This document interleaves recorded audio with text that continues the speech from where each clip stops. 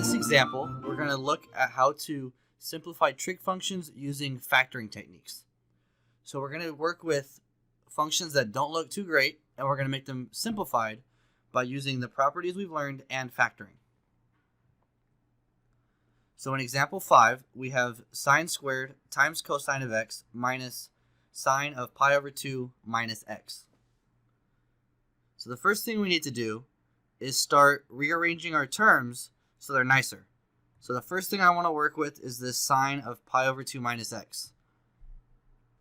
So I'm going to rewrite my beginning terms. So it's sine squared of x times cosine of x minus, now sine of pi over 2 minus x is equal to cosine of x.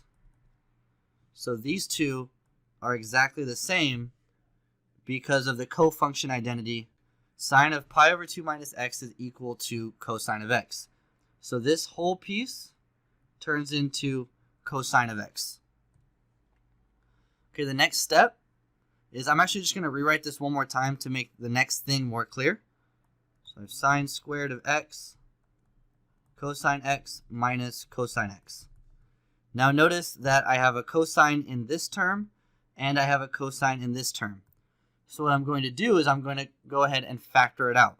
So I get cosine of x, and I'm going to use a bracket because I already have some parentheses going on, but it doesn't make a difference. You can use parentheses.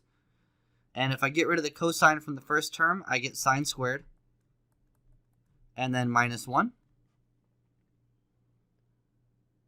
And then this almost looks like an identity, except it's not quite what we want, but it kind of looks like an identity, so I'm going to write one down. So I'm going to write sine squared of x plus cosine squared of x is equal to 1. And I have a sine squared and a 1 here, so I'm going to get cosine by itself. So I subtract sine squared from both sides. And I get cosine squared of x is equal to 1 minus sine squared. So what I'm going to focus in on is this piece right here. And if you notice, it's 1 minus sine squared, where I have sine squared minus 1. So I want my signs to flip. I want my sine squared to be negative and my 1 to be positive. So in order to do that, we're going to go ahead and factor out a negative, so you get negative sine squared plus 1. Now I'm just going to write it a little neater. So I'm going to write 1 minus sine squared. And if you look at 1 minus sine squared, it's equal to cosine of x.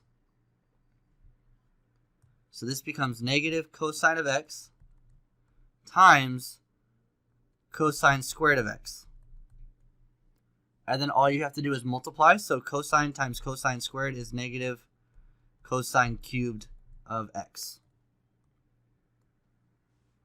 All right, so in part B, we have negative cosecant of pi over 2 minus x minus tangent squared times secant of x.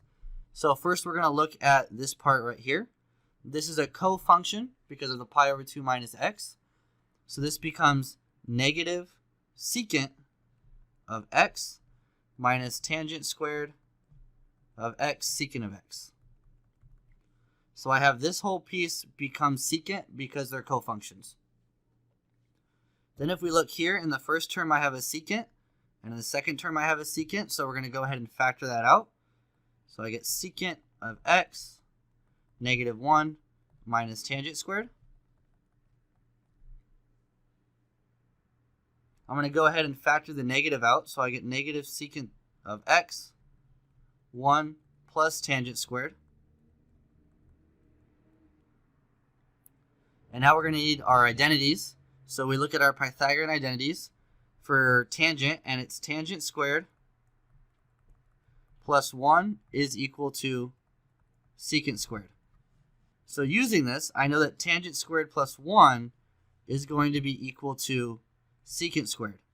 So tangent squared plus 1 becomes secant squared. And then I bring down my other negative secant. And secant times secant squared is secant cubed. Okay, now on your own, I want you to try this one. Try to simplify it down to only one trig term. cosine of x times tangent of x minus sine of x times cosine squared. All right, let's give it a try. So actually with this one, I don't actually want to take out a cosine right away. I have 1, 2, and 3 different trig terms. So I don't really want that, so I'm going to simplify it by making tangent more simple. So this is cosine times, and then tangent is sine over cosine. And then I'm going to copy down the rest, minus sine of x, cosine squared of x. These cosines are going to reduce off, and I get sine of x minus sine of x, cosine squared of x. Notice that I have a sine in both terms, so I'm going to factor out the sine. I get 1 minus cosine squared. And then when I see the 1 and a trig function squared, I should think Pythagorean identities right away. So on the side, I'm going to write the one that has cosine in it. So sine squared plus cosine squared is equal to 1. Now I have a 1 and a cosine squared, so I'm going to get sine squared by itself. So to do that, I'm going to minus cosine squared from both sides. And I get sine squared is equal to 1 minus cosine squared. And the reason I go ahead and put that in a box is because it's kind of like work on the side. So 1 minus cosine squared is going to become just sine squared. And then I bring the sine of x down, so this is just going to come down. And sine times sine squared is just sine cubed.